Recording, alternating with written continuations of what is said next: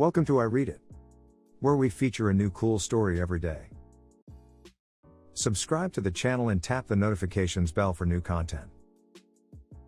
In today's story, Danish protest pig tells us how an old school sales manager attempts to call his bluff.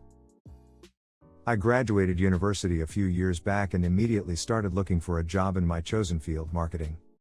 Marketing entry-level roles were thin on the ground, so when I found a role which was hybrid of marketing with sales support, I took it. The company was a medium-sized business which specialized in recruitment, contractor hiring and headhunting. They also subcontracted work for a recruitment technology provider, which matched up perfectly with one of my other passions, technology. I absolutely loved the role.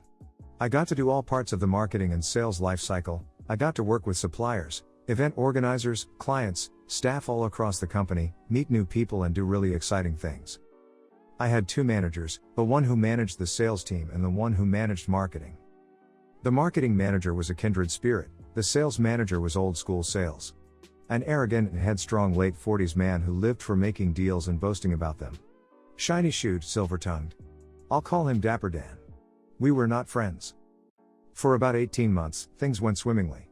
I'd do marketing half the time, then divide the rest of the time between sales support and billable work. Billable was building custom careers, job sites to host the recruitment system front end.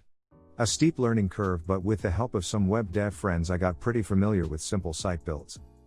Being tech aligned meant I was always looking digital first, bringing the company into the age of social media, SEO, SEM, website optimization and multi-channel marketing. Dapper Dan sneered at such things. He saw digital as a waste of money. However, we were always able to justify the spend on digital by offsetting the billable website work. The marketing manager eventually moved on to bigger and better things. Rather than promote me or hire in a replacement, the company moved the marketing responsibilities to Dapper Dan. Dapper Dan's changes were immediate and far-reaching. He removed the digital budget. He required that 50% of my time would be sales support, to better enable the sales team. He incorporated the billable work with his own team's revenue. He rewrote my annual objectives to align purely with sales targets, rather than marketing. When I voiced my objections, he took me aside for a friendly chat and told me if I didn't like it, I could always leave. Naturally, I went and complained extensively to the departed marketing manager over drinks. After listening sympathetically for 45 minutes, she held up a hand, said stop, and shared some life advice. Each job pays you twice. You get your money now, that's your wage. You also get experience now, that's how you get paid in the future. So, are you still getting paid? Yes. Are you still learning? No? Figure out how to keep learning, or leave. Taking the advice to heart, I busted my A for the next year. I worked on digital outside of office hours. I made friends with the tech provider's support and dev teams. I went to developer group meetups, attended conferences, studied for and acquired industry qualifications. I joined the National Marketers and Digital Marketers Group. I dug through blogs, articles, emailed people, took every opportunity to cross-skill, upskill to learn.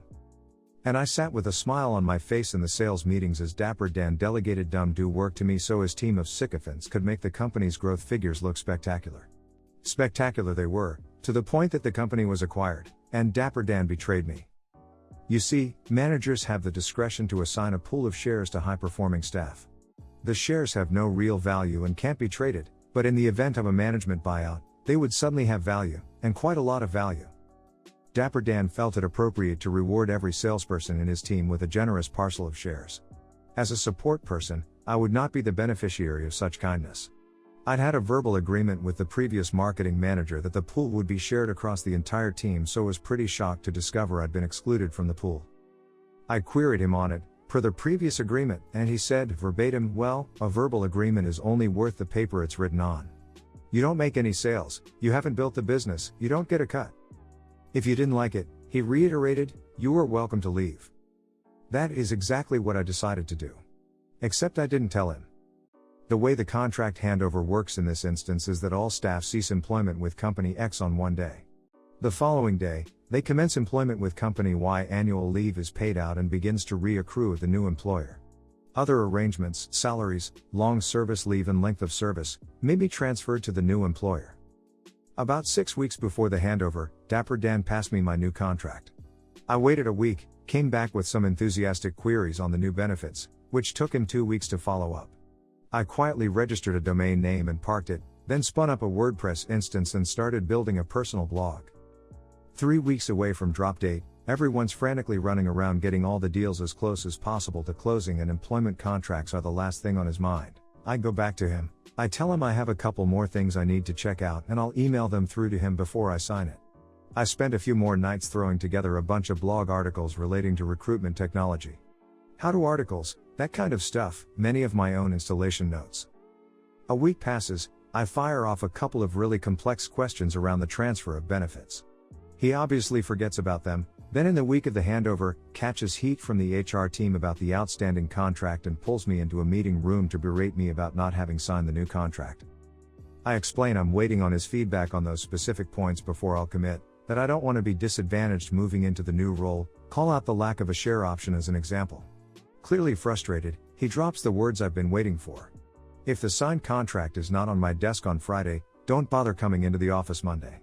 He paused for dramatic effect, and reiterated I mean it. You won't have a job. I replied that I completely understand, and that I'll have everything he needs on his desk by close of business Friday. On Friday afternoon, Dapper Dan leaves the office early to attend his normal client networking visits, which typically involve long lunches and alcohol.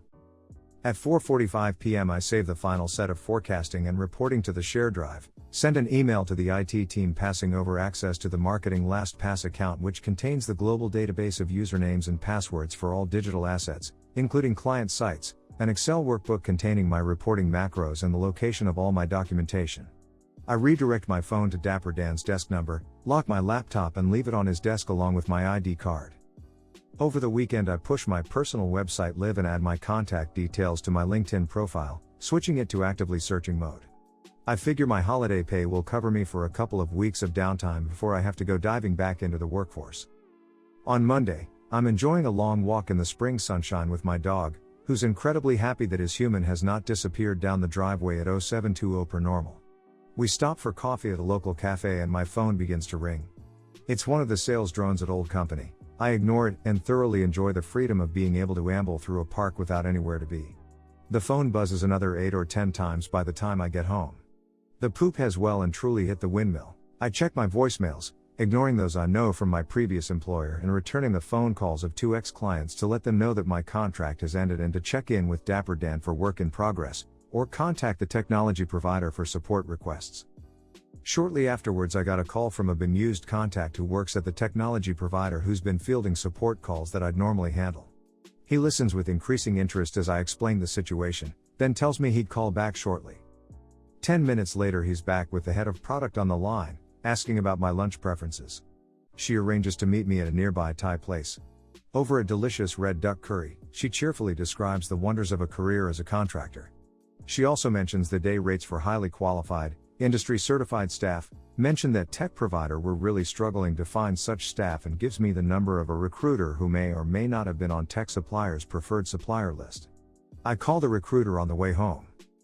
Meanwhile, my collection of voicemails from Dapper Dan was growing by the hour as he came to grips with the breadth of the problem that he generated. At some point in the late afternoon, HR must have clicked to what had happened, and I received a polite SMS from the personal number of the regional HR directory asking if I was available for a quick chat. I call through and discuss the options presented to me by Dapper Dan on Friday, and that I felt I had no option but to follow his instructions. They probed for more information, and it became apparent they were unaware that Dapper Dan had pulled an ultimatum without first engaging HR. They then informed me that to benefit from the sale of my shares, I would need to transfer to the new company and remain in their employment for a full year. When I explained that I had no such share options, there was a full 4-second silence. It transpires that this, too, was not adequately communicated to HR. I mentioned that I'd appreciate it if Dapper Dan could discontinue his voicemails to me as I found them unprofessional, and had no intent of recommencing employment under his management. We ended the call politely. I wished them all the best and regretted the conversation had to happen under such circumstances. My contract for tech provider came through via the PSL agency at 11 p.m. that evening and was signed and returned the following day. I was deployed to client site that Wednesday. Post-departure I met up with one of the old IT team at a conference 3 months after it all went down. He was ecstatic to fill me in on what had happened. The first notice anyone got of it was the service desk asking who they should route my LastPass account to and why I'd be passing it around. One of the techs came up to my floor to find me, then found an empty desk. Asked around for where I'd moved to and no one knew.